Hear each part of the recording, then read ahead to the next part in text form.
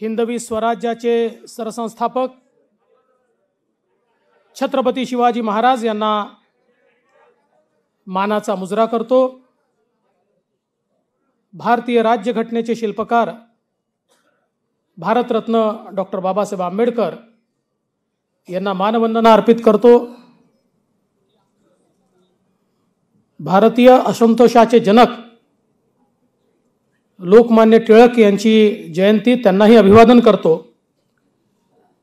आजच्या आपल्या या दिवसभराच्या कार्यकारिणीमध्ये ज्यांच्या अध्यक्षतेखाली आपण मागील 3 वर्षापासून सातत्याने संघर्ष करतोय,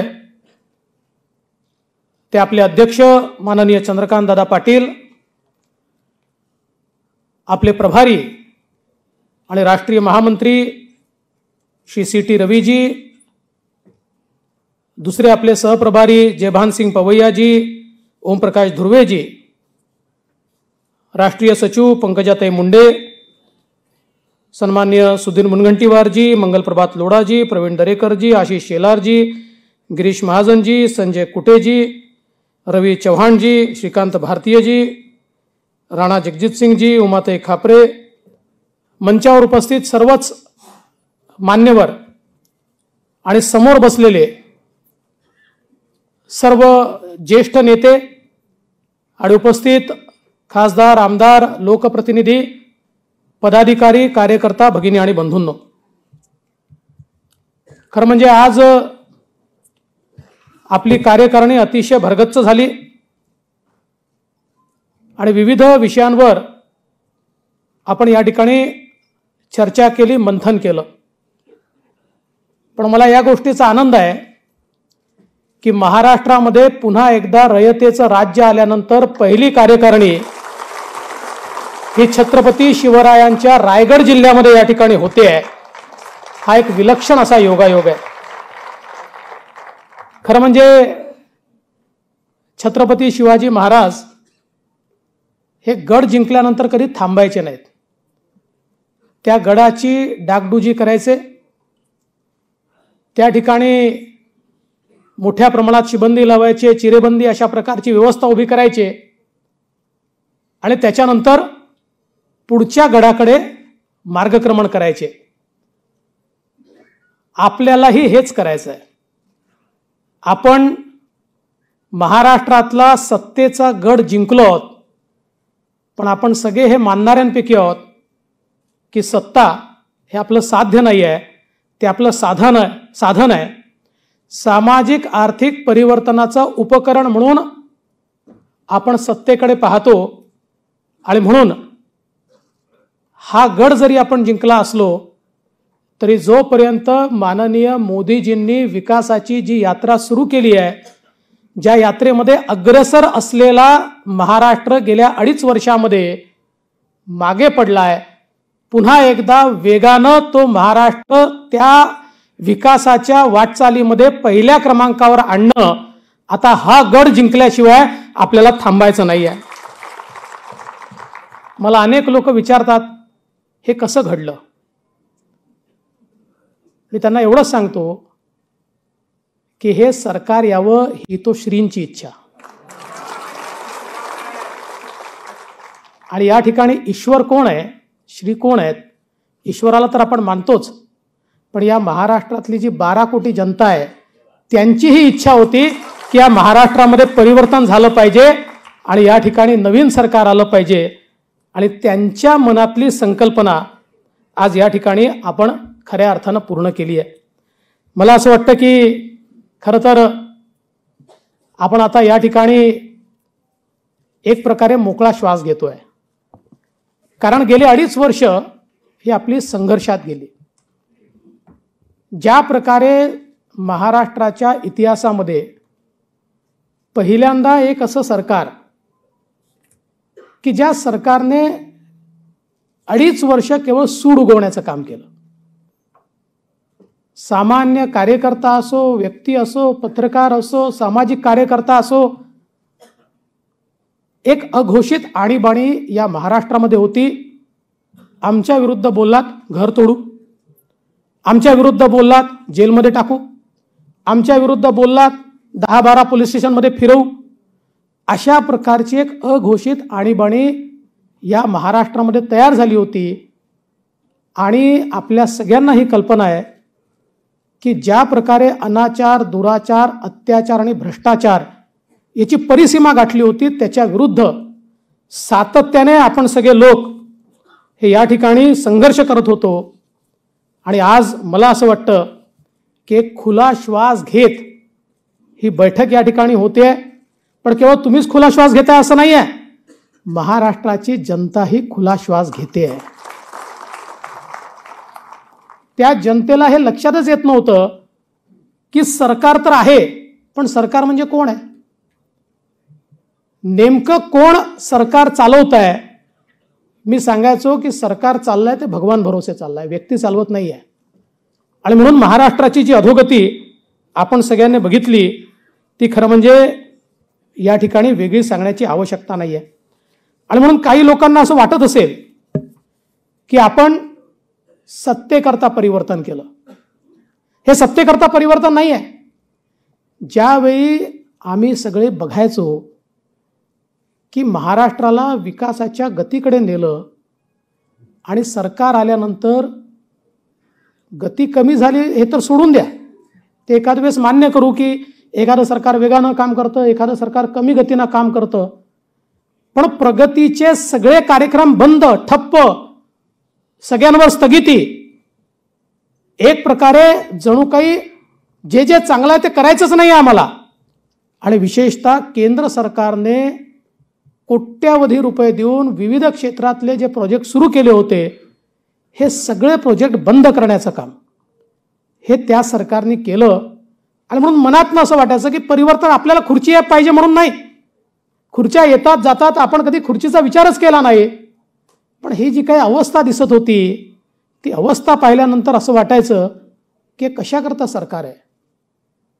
आणि मग आपण पहिल्या दिवशीपासून ही मनात गाठ बांधली की अशा प्रकारे जर सरकार केवळ एकीकडे बदला घ्यायचा आणि दुसरीकडे भ्रष्टाचार करायचा एवढ्याकरता सरकार म्हणून हे चालवणार असतील तर यांना एक दिवसही शांत झोपू द्यायचं नाही. आणि मी खरोखर भारतीय जनता पक्षाच्या कार्यकर्त्यांचे आभार मानतो आणि अभिनंदन करतो की आपण 2.5 वर्ष असा लढा दिला. म्हणजे खरं तर अनेक कार्यकर्ते या ठिकाणी असे आहेत, कोणावर 10 केसेस झाल्या, कोणावर 12 झाल्या, कोणावर 20 झाल्या. एक तर असा मला भेटला की याच्यावर 30 केसेस झाल्या. घराबाहेर पाऊल ठेवला तरी केस होती, पण कोणी घाबरलं नाही. कारण आपण स्वतः करता नाही, खुर्ची करता लढत नव्हतो. आपण या ठिकाणी लढत होतो ते सामान्य माणसाकरता. आणि म्हणून मी या सरकारला सांगितलं होतं, मेरी हिम्मत को परखने की गुस्ताखी मत करना, मेरी हिम्मत को परखने की गुस्ताखी ना करना, पहले भी कई तूफानों का रुख मोड़ चुका हूं मैं.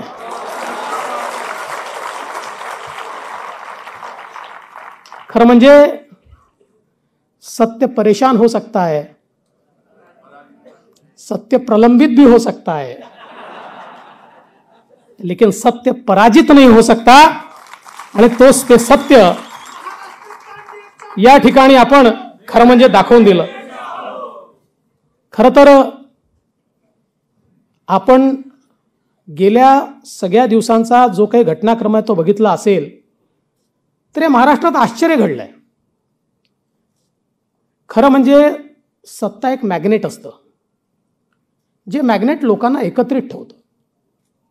सत्तेमध्ये एक ताकद असते, कारण प्रत्येकाचं काही ना काही ॲस्पिरेशन जे आहे ते त्यातनं पूर्ण होत असतं. कोणाचं वैयक्तिक असतं, कोणाचं जनतेकरता असतं. पण या महाराष्ट्रामध्ये पहिल्यांदा असं झालं की 50 आमदारांनी आणि त्यातले 9 मंत्री आहेत सरकार सोडून विरोधी पक्षाकडे येण्याचा निर्णय केला. ते सरकारमध्ये होते, पण त्यांच्या हे लक्षात आलं की सरकार आहे तरी कुठे. ज्या प्रकारे त्यांना वागणूक मिळत होती, ज्या प्रकारचं सरकार चाललं होतं, त्यांच्या हे लक्षात आलं की हे सरकार जर 5 वर्ष आम्ही असंच चालवलं तर पुढच्या निवडणुकीमध्ये आम्ही काही दिसणार नाही. आणि म्हणून त्यांनी हा निर्णय घेतला. आणि मी खरोखर मनापासून अभिनंदन करीन श्री एकनाथ शिंदेजी यांचं. एक हिमतीचा मर्द मराठा, छत्रपतींचा मावळा हा त्या ठिकाणी बाहेर पडला. तुम्ही विचार करा, ज्यावेळी त्यांनी हा निर्णय घेतला त्यावेळी एक ठरलं नव्हतं की सरकार येईलच, हे सगळं नीट होईलच. कदाचित असंही घडलं असतं की एवढे सगळे लोक नसते आले तर त्यांचं जे काही सामाजिक राजकीय जीवन आहे, इतक्या वर्षाची जी त्यांची पुण्याई आहे, ती कदाचित समाप्त करण्यात आली असती. पण त्यांनी त्याचा विचार केला नाही. त्यांनी हे ठरवलं की मी हिंदू हृदय सम्राट शिवसेना प्रमुख बाळासाहेब ठाकरेंचा या ठिकाणी कार्यकर्ता आहे, मी त्यांचा शिवसैनिक आहे. आणि त्यांच्या विचारांची जर फारकत घेतली जात असेल, आज ज्यांच्यासोबत आम्ही लढाया केल्या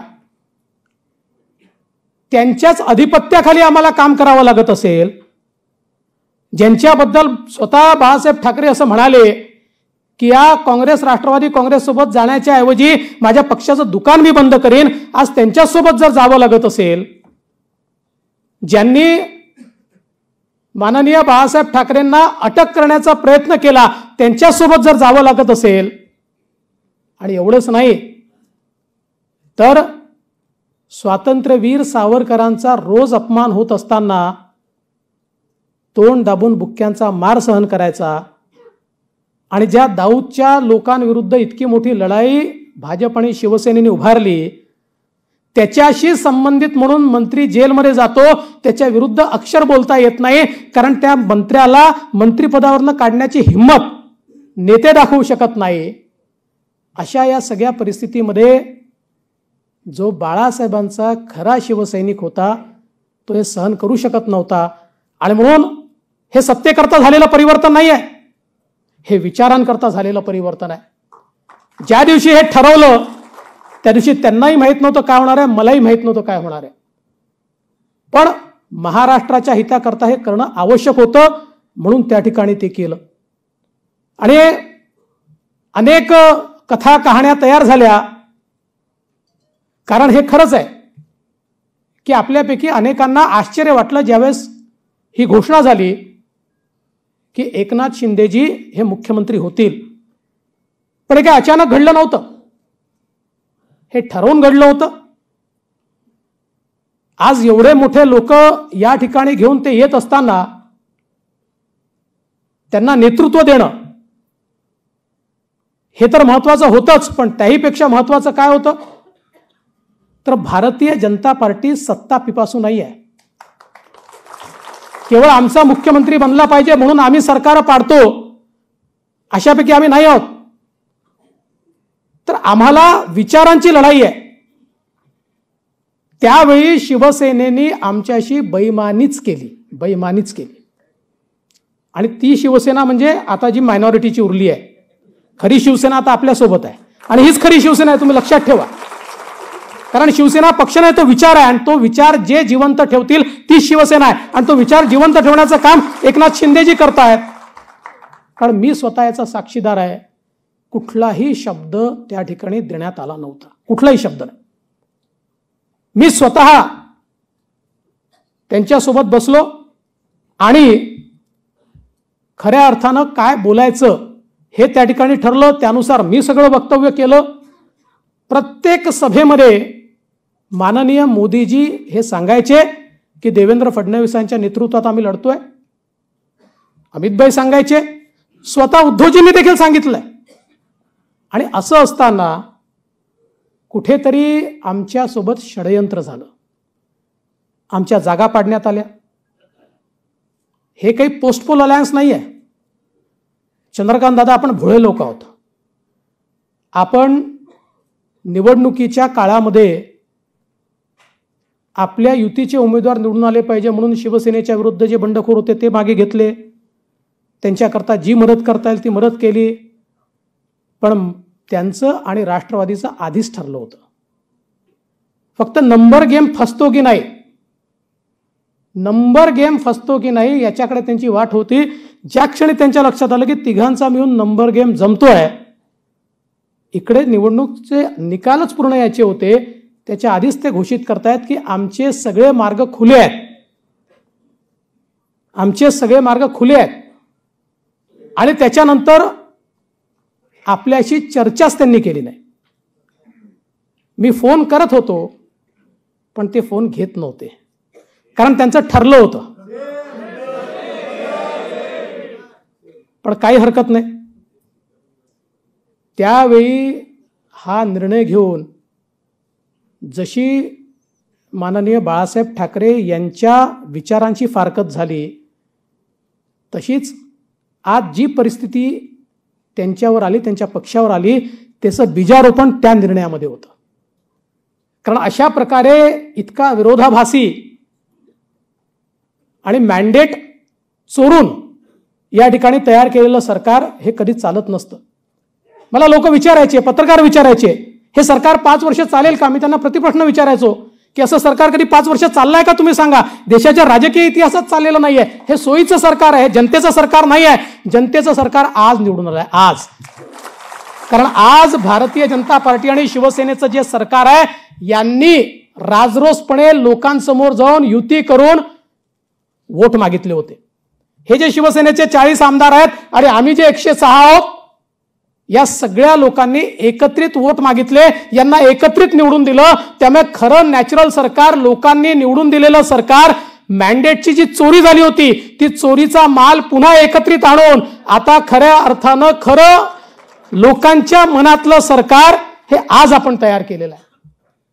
आणि म्हणून खरं म्हणजे या संपूर्ण ही जी काय आपली वाटचाल आहे, या वाटचालीमध्ये मला या गोष्टीचा आनंद अधिक आहे की आता आपला महाराष्ट्र हा वेगानं पुढे जाऊ शकेल.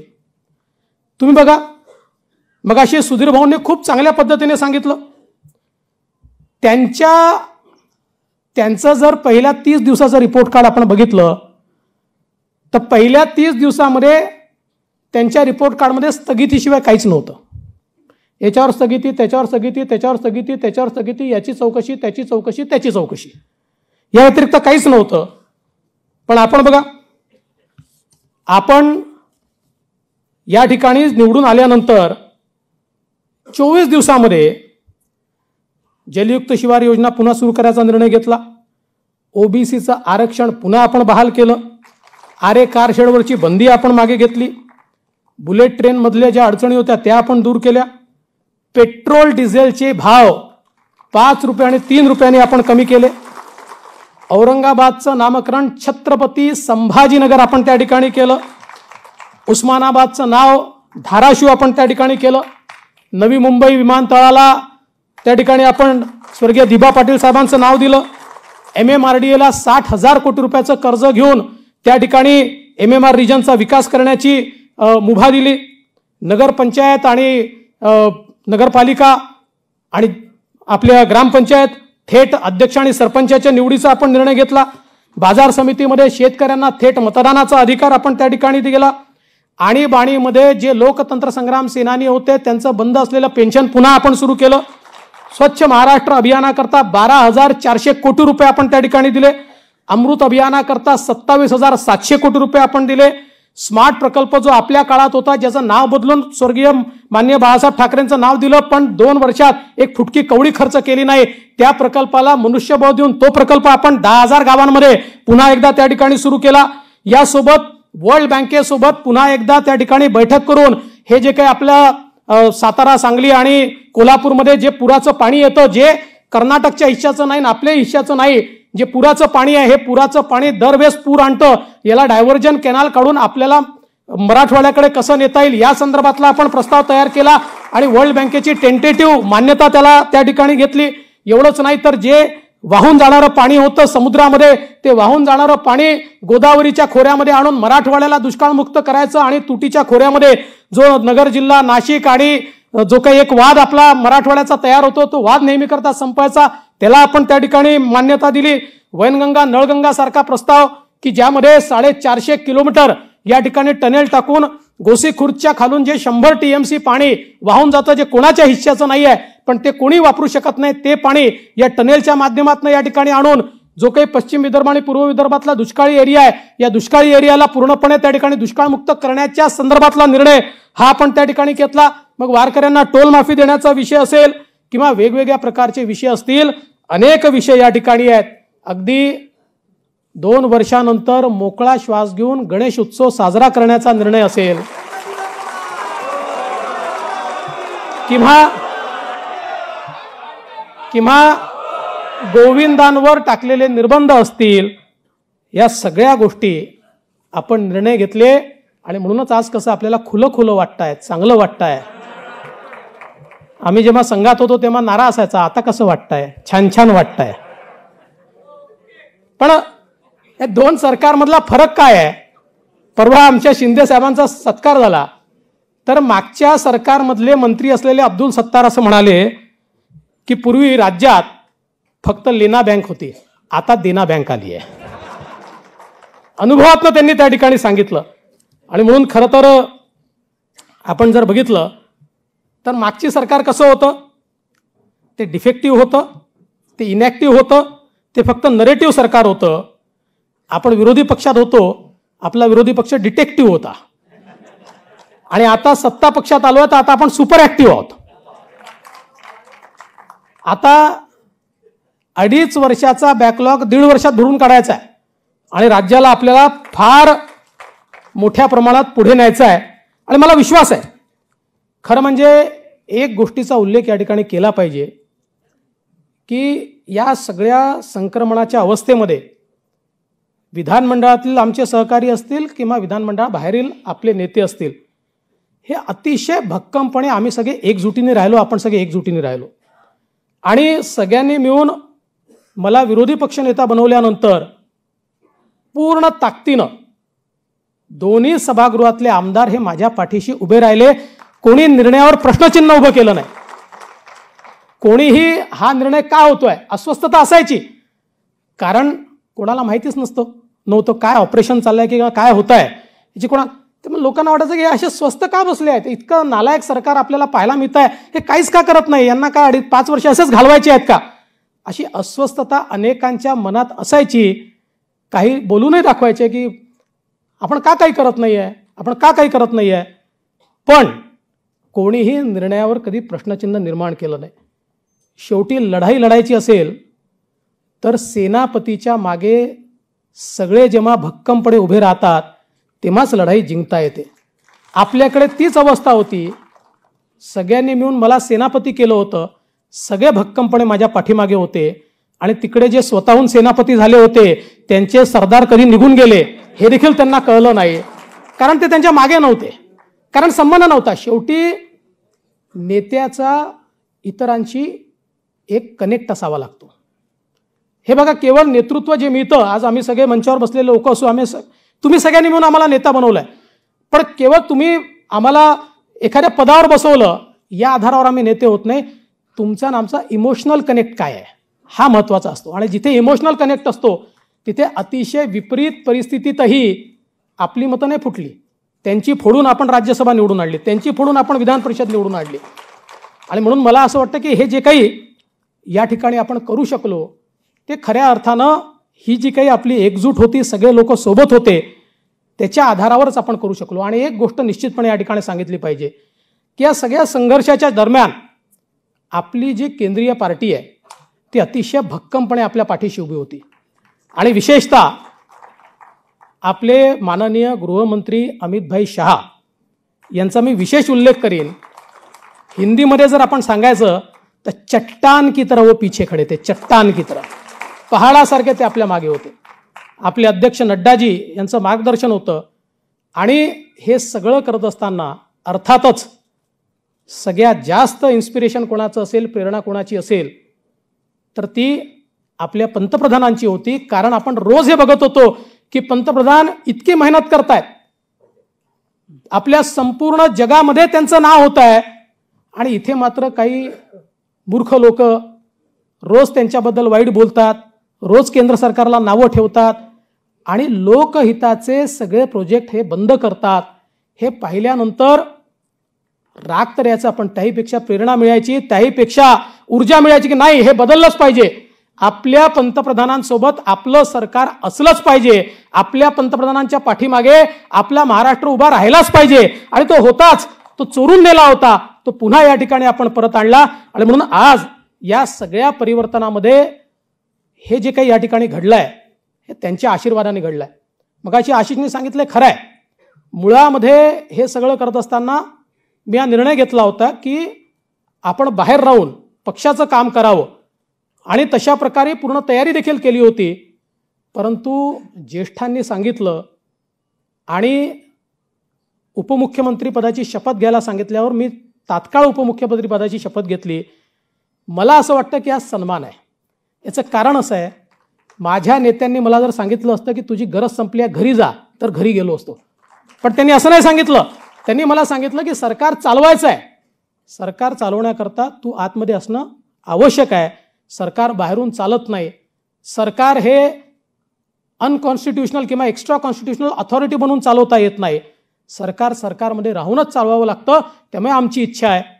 मला असं वाटतं की एवढा मोठा सन्मान हा या ठिकाणी माझ्या नेत्यांनी मला दिला. आणि खरं म्हणजे माननीय नड्डाजींसारख्या आपल्या अध्यक्षांनी त्या ठिकाणी सांगणं की आम्ही देवेंद्रजीला विनंती केली आणि आदेश दिलाय की त्यांनी गेलं पाहिजे. आणि माननीय अमितभाई असतील किंवा माननीय पंतप्रधान असतील यांनी ज्या भावना व्यक्त केल्या, मला असं वाटतं की त्या भावना वाचल्यानंतर किंवा त्या पाहिल्यानंतर मला तर माझ्या जीवनात कृतकृत्य झाल्यासारखं वाटलं. कारण एका कार्यकर्त्याला त्याच्या नेत्यांकडनं अशा प्रकारे भावना मिळणं यापेक्षा जीवनात अजून मोठं काय असू शकतं. आणि म्हणून मला असं वाटतं की एक प्रकारे हा फार मोठा सन्मान आहे. आणि एकनाथराव शिंदे हे आपले नेते आहेत. कुठल्याही, आपण सगळ्यांनी लक्षात घेतलं पाहिजे, कुठल्याही सरकारचे एकच मुख्यमंत्री असतात आणि मुख्यमंत्री हेच नेते असतात. आणि त्यामुळे आपल्या सगळ्यांचे नेते शिंदेजीच आहेत. हे मी याकरता सांगतो की मगाशी चंद्रकांत दादांनी काही गोष्टी सांगितल्या, त्याचे वेगळे अर्थ काढण्यात आले. चंद्रकांत दादांनी एवढंच सांगितलं की आपल्याला हे माहिती नव्हतं, आपल्याला असं वाटत होतं आपलंच सरकार येणार आहे, आपल्याला असं वाटत होतं की देवेंद्र फडणवीसच मुख्यमंत्री होणार आहे. अचानक हा निर्णय आल्यामुळे आपल्याला धक्का बसला. याचा अर्थ त्यांना किंवा आपल्या कोणाला एकनाथ शिंदे मान्य नाहीत किंवा काही आपलं वेगळं मत आहे असं बिलकुल नाही.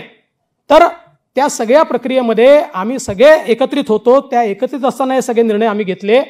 त्यामुळे मला असं वाटतं की अशा प्रकारे अर्थात आता हे चालत असतं, माध्यमांचं काम असतं, माध्यमांना अर्थ काढायचे असतात, ते अर्थ ते काढत असतात. पण हे मी पुन्हा एकदा महाराष्ट्राच्या जनतेला सांगू इच्छितो, आता हे जे काही शिवसेना भारतीय जनता पक्षाचं सरकार आहे, हे सरकार 2.5 वर्ष तर पूर्ण करेलच, पण त्याच्यानंतर भव्य अशा प्रचंड अशा बहुमताने पुन्हा एकदा या महाराष्ट्रात निवडून येईल. आणि आमच्या कामाच्या भरोशावर या ठिकाणी आम्ही निवडून येऊ हा विश्वास मला आहे. आणि म्हणून खरं तर मला या गोष्टीचा आनंद आहे की आज एक खरं हिंदुत्ववादी सरकार आलं आहे. छद्म हिंदुत्ववादी नाही, हे खरं हिंदुत्ववादी सरकार आहे. आणि आमची हिंदुत्वाची व्याख्या अगदी स्पष्ट आहे. हिंदुत्व आमचा राष्ट्रवाद आहे, तो आमचा प्राण आहे, तो आमचा श्वास आहे. आणि आमच्या हिंदुत्वात प्रत्येकाला जागा आहे. हे हिंदुत्व कुठल्याही जातीच्या पलीकडे आहे, धर्माच्या पलीकडे आहे, पूजा पद्धतीच्या पलीकडे आहे. जो जो व्यक्ती या देशाला आपली कर्मभूमी मानतो, जन्मभूमी मानतो, या देशाची जी मानकं आहेत त्या मानकांना आपली मानकं मानतो, या देशाची श्रद्धास्थानं आहेत त्या श्रद्धास्थानांना तो आपली श्रद्धास्थानं मानतो, असा कुठलाही व्यक्ती, तो याची पूजा पद्धती काही असली तरी तो हिंदू आहे आम्ही असं मानतो. आणि आमचं जे हिंदुत्व आहे कुठल्याही धर्माचं लांगुल चालन करणार नाही, लांगुल चालन करणार नाही. आमच्याकरता कोणी वोट बँक नाही आहे, वोट बँकेचे राजकारण करणार नाही. या देशाची जी संस्कृती आहे त्या संस्कृतीचा अभिमान बाळगून त्या संस्कृतीच्या पथावर चालणारे आम्ही आहोत. आणि म्हणून खऱ्या अर्थानं या ठिकाणी कोणाचंही लांगुल चालन न करता सगळ्यांना समान न्याय देण्याची जी हिंदुत्वाची भूमिका आहे ती भूमिका घेऊन आज खरे हिंदुत्ववादी या ठिकाणी आले आहेत. आणि मला एक गोष्ट अजून सांगायची आहे. आता बघा, नेहमीप्रमाणे आता सुरू होईल. आता पहिला डायलॉग काय येणार आहे, यांना मुंबई महाराष्ट्रापासून तोडायची. पहिला ठरलेला आहे. ज्या ज्या क्षणी हे हारतात ज्या ज्या क्षणी हे कमजोर होतात यांचा पहिला डायलॉग हा असतो की यांना मुंबई महाराष्ट्रापासून तोडायची आहे. कोणाच्या बापाची हिंमत आहे? या देशाचं संविधान सर्वोपरी आहे आणि या ठिकाणी आम्हाला अभिमान आहे या मुंबईचा, आम्हाला अभिमान आहे या मराठीपणाचा, आम्हाला अभिमान आहे महाराष्ट्राच्या संस्कृतीचा आणि गौरवाचा. आणि मी हे मागेही सांगितलं, मी प्रत्येक वेळेस सांगत होतो, तुमच्यावर अन्याय झाला म्हणजे महाराष्ट्रावर अन्याय नाही, तुमच्यावर अन्याय झाला म्हणजे मुंबईवर अन्याय नाही, तुमच्या विरोधात एखादी गोष्ट गेली म्हणजे तो राष्ट्रद्रोह महाराष्ट्रद्रोह नाही. अरे तुम्ही चुका कराल, भ्रष्टाचार कराल आणि भ्रष्टाचार केल्यावर तुमच्यावर कारवाई झाली तर महाराष्ट्रद्रोह म्हणजे तुम्हाला लायसन्स द्यायचा, लुटत राहा, असं होत नाही. त्यामुळे आज एक गोष्ट निश्चितपणे मी सांगू इच्छितो, होय आम्हीच हिंदुत्ववादी, होयच आम्हीच मराठी माणसाकरता लढणारे, होयच आम्हीच महाराष्ट्राकरता लढणारे, होय आम्ही मराठी माणसाकरता लढणारे. या महाराष्ट्रामध्ये हे जे शिवसेना भारतीय जनता पार्टी युतीचं सरकार आहे, मराठी माणसाच्या हक्काकरता हे सरकार कुठल्याही स्तराला जाऊन लढल्याशिवाय राहणार नाही, हे आज या ठिकाणी मी सांगू इच्छितो. आम्ही कधी भाषेच्या आधारावर डिस्क्रिमिनेशन नाही केलं, करण्याचं कारणही नाही आहे. आणि क्षेत्रीय अस्मिता हे भारतीय जनता पक्षाचं धोरण आहे. आम्ही कधी क्षेत्रीय अस्मितेला नाकारलं नाहीये. आणि आज तर खरा बाळासाहेबांचा विचार घेतलेली शिवसेना आमच्यासोबत आहे. मग जर खरा बाळासाहेबांचा विचार घेतलेली शिवसेना आमच्यासोबत असेल तर मराठी माणसाचं कल्याणच होईल, महाराष्ट्राचं कल्याणच होईल. या ठिकाणी कुठला दुसरा विचार येण्याचं कारणच नाही आहे. आणि म्हणून मला असं वाटतं की येत्या काळामध्ये अशा प्रकारचे नरेटिव्ह टाकण्याचा कार्यक्रम मोठ्या प्रमाणात येईल. तसे 9 वाजता बोलणारे अलीकडच्या काळात कमी बोलायला लागले. कारण काय मला माहित नाही.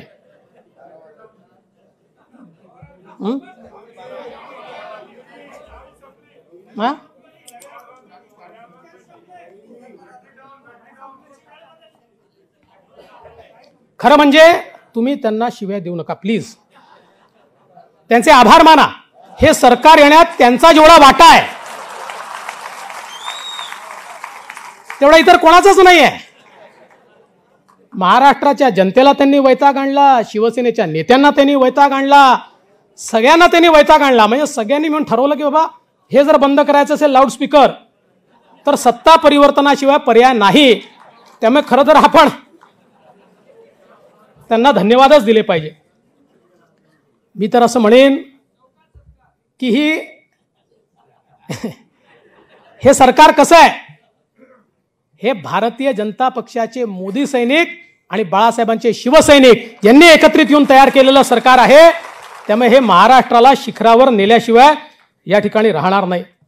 खरं तर अनेक गोष्टी या ठिकाणी सांगायच्या आहेत, पण वेळ देखील एक मर्यादित आहे. पण मला या गोष्टीचा आनंद आहे. अरे बाबांनो, काही गोष्टी खाजगीत सांगणार आहे, सगळ्या गोष्टी माध्यमांसमोर बोलता येत नाहीत. त्या खाजगीत सांगेन मी तुम्हाला. पण मला असं वाटतं या गोष्टीचा मला खरोखर मनापासून अभिमान आहे की आपलं सरकार आल्याबरोबर ओबीसींचं राजकीय आरक्षण आपण बहाल करू शकलो. मगाशी चंद्रशेखर बावनकुळेंनी या ओबीसी राजकीय आरक्षणाचा सगळा इतिहास आपल्यापुढे मांडला. आणि खरं आहे, इच्छाशक्तीचा अभाव होता. मी असं म्हणणार नाही. त्या सरकारमध्येही काही मंत्री असे होते की ज्यांना हे वाटत होतं की काही झालं तरी ओबीसीचं राजकीय आरक्षण आलं पाहिजे. पण त्याचवेळी काही पॉवरफुल मंत्री असे होते की ज्यांना कुठल्याही परिस्थितीत हे आरक्षण येऊ द्यायचं नव्हतं. आणि म्हणून ज्या गोष्टी 4 महिन्यात झाल्या त्या 2.5 वर्षात का झाल्या नाहीत? ज्या गोष्टी 20 दिवसात आपण करू शकलो, 15 दिवसात आपण करू शकलो, त्या गोष्टी 2.5 वर्षात का झाल्या नाहीत? याचं कारण इच्छाशक्तीचा अभाव होता. मला आठवतं की प्रत्येक वेळी म्हणजे 5 मार्च 2020ला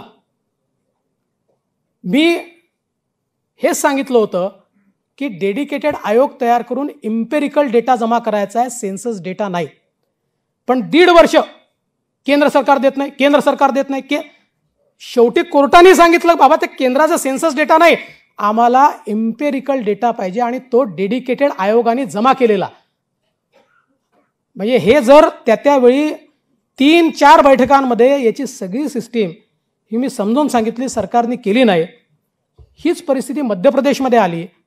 मध्य प्रदेशचे मुख्यमंत्री शिवराज सिंग चौहान साहेबांचं मी अभिनंदन करेन. ही परिस्थिती आल्याबरोबर मी त्यांना एक नोट पाठवली की आमच्या इकडे घडलाय, ही त्याची सिस्टीम आहे, मी याचा अभ्यास केला आहे. त्यांनी तात्काळ डेडिकेटेड आयोग तयार केला. तो आयोग तयार करून त्याचा अहवाल घेतला. तो अहवाल सुप्रीम कोर्टात नेला, अहवाल मंजूर करून टाकला. 3 महिन्यामध्ये त्यांनी सगळं काम केलं आणि आम्ही आपलं 2.5 वर्ष भजन करत होतो, हरिहरी म्हणत होतो, पण आम्ही काहीही करू शकलो नाही. आणि म्हणून इच्छाशक्ती नव्हती. आज इच्छाशक्ती असलेलं सरकार आल्याबरोबर आपण अहवाल मिळवला, सर्वोच्च न्यायालयात सादर केला. तो आपण त्याच्यावर जे काही समोरच्यांचं म्हणणं होतं ते म्हणणं मांडण्याची त्यांना संधी त्या ठिकाणी सर्वोच्च न्यायालयाने दिली. आणि श्री तुषार मेहता जे देशाचे सॉलिसिटर जनरल आहेत, मी आणि शिंदेसाहेब आम्ही दोघे त्यांच्याकडे गेलो. आम्ही त्यांना सांगितलं की मध्य प्रदेशची केस तुम्ही त्या ठिकाणी लढला होतात, त्यामुळे तुम्ही आमची केस लढली पाहिजे. त्यांनी ते मान्य केलं. ते होते सिनियर काउन्सिल नाफडे साहेब होते, अनेक लोक होते, मी सगळ्यांची नावं आज घेणार नाही, मी आधी घेतली आहेत. आणि अतिशय चांगल्या प्रकारे बाजू मांडून 20 तारखेला आपल्या पदरी त्यांनी हे आरक्षण या ठिकाणी पाडून दिलं. आता हे खरं आहे की 3-4 जिल्ह्यांचा प्रश्न अजून आहे, कारण सर्वोच्च न्यायालयाने 50% मर्यादा ओलांडू नका सांगितलंय. पण नंदुरबारसारखा जिल्हा आहे जिथे SC-ST ची लोकसंख्या 66% आहे आणि ती 66% असल्यामुळे त्या ठिकाणी 50%च्या आत OBC करता जागा उरत नाही. याकरता विधितज्ञांचे मतं घेऊन त्यात काय मार्ग काढता येईल ते आपण बघू. शेवटी रिप्रेझेंटेशन पाहिजे. रिप्रेझेंटेशन जर नसेल तर कुठला ना कुठला मार्ग हा त्या ठिकाणी आपल्याला काढावा लागेल.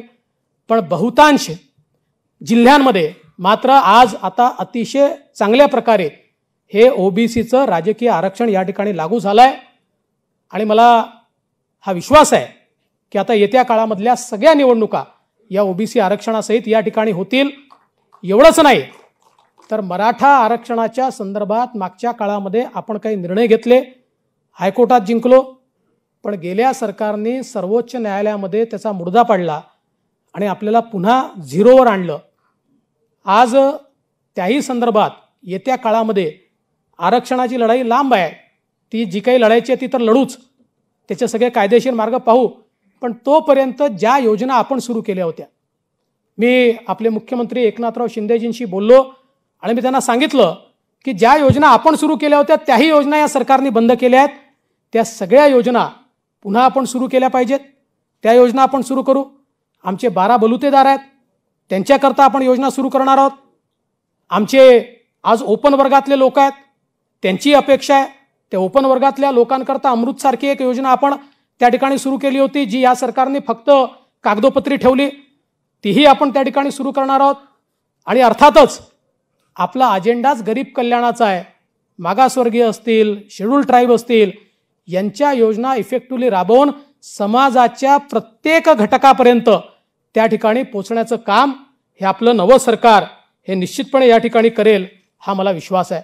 आणि म्हणून खरं तर मी आज या निमित्ताने एवढंच सांगू इच्छितो की नवीन सरकार आलं आहे, पण आपल्यासमोर निश्चितपणे आव्हानं देखील मोठी आहेत. आता नुकतंच अतिवृष्टी झाली. काही जिल्ह्यांमध्ये अतिवृष्टीमुळे खूप मोठ्या प्रमाणात त्या ठिकाणी पाऊस झाला. त्या शेतकऱ्यांना आपल्याला मदत द्यावी लागेल. तात्काळ तिथले पंचनामे करायला आम्ही सांगितलं. मी स्वतः गेलो, काही ठिकाणी मुख्यमंत्री गेले, तिथली परिस्थिती आम्ही समजून घेतली. आणि आता ज्या प्रकारे राणा जगजितसिंगजींनी सांगितलं की सरकारने लक्ष घातलं तर परिणाम होऊ शकतो. सरकारनेच लक्ष घातलं नाही म्हणजे आपल्या काळामध्ये 15-16 हजार कोटी रुपयाचा विमा आपण मिळवून दिला आणि इथे मात्र 5-7-8 हजार कोटी रुपयाचा फायदा हा विमा कंपन्यांना मागच्या सरकारने मिळवून दिला. कारण सरकारचं लक्षच नव्हतं, त्या ठिकाणी काय चाललंय कोणाला माहिती नव्हतं.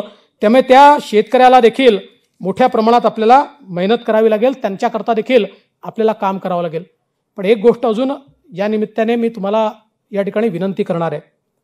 सरकार आल्यानंतर निश्चित अपेक्षा आपल्याही वाढतात, पण पुढच्या 2.5 वर्षामध्ये काही ना काही प्रमाणात अपेक्षा पूर्ण होतील. पण आपण ज्या प्रकारे हे सरकार तयार केलं आहे, आज हे काही केवळ भारतीय जनता पक्षाचं सरकार नाही आहे, शिवसेना भारतीय जनता पार्टी युतीचं सरकार आहे. त्यामुळे त्यांनाही पूर्णपणे सोबत घेऊन आपल्याला हे सरकार चालवायचं आहे. त्यामुळे सगळ्यांच्या सगळ्याच अपेक्षा पूर्ण होतील असं या ठिकाणी म्हणणं योग्य होणार नाही.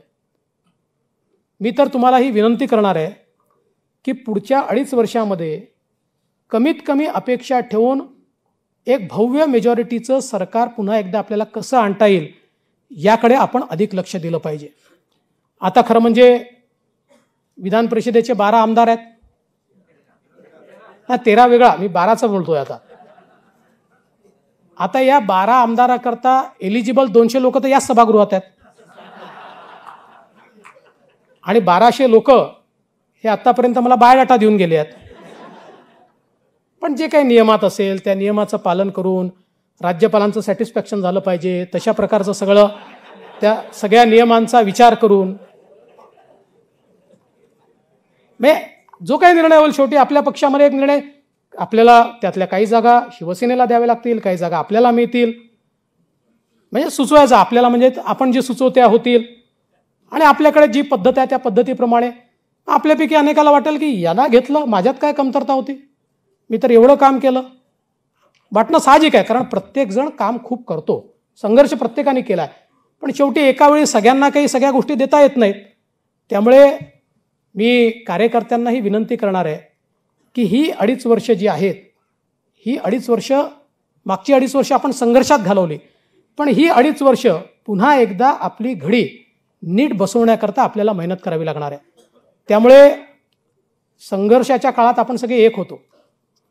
आता ज्यावेळी संघर्ष न करता समाजाकरता काम करायचं आहे, या काळातली आपली एकजूटही महत्त्वाची आहे. कोणी नाराज होण्याचं कारण नाही आहे, नाराजी येऊ शकते, पण ती नाराजी दूर करून एका मोठ्या लक्ष्याकरता आपण काम करतोय. आपण सगळे जे भारतीय जनता पक्षामध्ये कामाला आलेलो आहोत, आपल्यापैकी कोणीही केवळ सत्ता मिळवण्याकरता आलेलं नाही आहे. आणि जेव्हा विचार संपतो तेव्हा पक्ष संपतात. आपण बघा, जे पक्ष विचारांकरता जोवर चालले तोवर ते पक्ष चालले, ज्या क्षणी विचारांच्या ऐवजी केवळ सत्ता लोलुप ते पक्ष झाले त्यावेळी ते पक्ष संपले. ज्यावेळी केवळ एकाधिकारशाही पक्षामध्ये झाली, ज्यावेळेस केवळ घराणेशाही पक्षामध्ये झाली, त्यावेळी ते पक्ष संपले. आज भारतीय जनता पक्ष याकरता जिवंत आहे की भारतीय जनता पक्षामध्ये सामान्यातला सामान्य कार्यकर्ता प्रदेशाचा अध्यक्ष होऊ शकतो, देशाचा अध्यक्ष होऊ शकतो, देशाचे पंतप्रधान होऊ शकतात. कारण आपण घराणेशाही मांडणारी पार्टी नाही आहोत, कोणाचा कब्जा नाही आहे, कोणाची प्रायव्हेट लिमिटेड ही पार्टी नाही आहे. एखाद्या नेत्याच्या मुलाने मुलीने राजकारणात यावं याला आपल्या पक्षात नाही आहे, पण तो अधिकार कोणाचा नाही आहे, पक्षावर अधिकार कोणाचा नाही आहे, म्हणजे याच्यानंतर याला दिलंच पाहिजे अशा प्रकारचा कुठलाही अधिकार भारतीय जनता पक्षामध्ये नाही आहे. त्यामुळे प्रत्येकाला आपल्या मेहनतीच्या आधारावर या ठिकाणी पुढे यायचं आहे. आज अनेक लोक तशा प्रकारे आपल्या पक्षामध्ये पुढे येत आहेत आणि म्हणून मला असं वाटतं की ज्या क्षणी आपण विचार सोडून केवळ सत्तेच्या पाठीमागे लागू, त्या दिवशी भारतीय जनता पक्षाचाही ऱ्हास व्हायला वेळ लागणार नाही. आणि म्हणून विचाराने कार्य करणाऱ्या कार्यकर्त्यांना त्यागाची भूमिकाही सोसावी लागते. अनेक लोक नंतर मला विचारतील, त्याग आम्हीच करायचा का? कोणाला तरी करावाच लागेल, कोणाला तरी करावाच लागेल. त्यामुळे मला असं वाटतं की ही जी परंपरा आपल्याकडे आहे, ही परंपरा कुठल्याही परिस्थितीमध्ये आपल्याला पुढे घेऊन जायची आहे. मी आपल्याला एवढंच आश्वस्त करू इच्छितो की एक अतिशय चांगलं, स्वच्छ, प्रामाणिक, लोकाभिमुख सरकार देण्याचा आम्ही प्रयत्न करणार आहोत.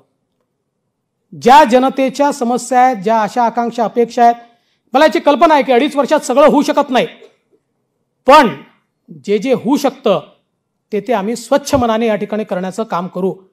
आणि मला या गोष्टीचा आनंद आहे की एकनाथराव शिंदे हे देखील 24/7 काम करणारे नेते आहेत.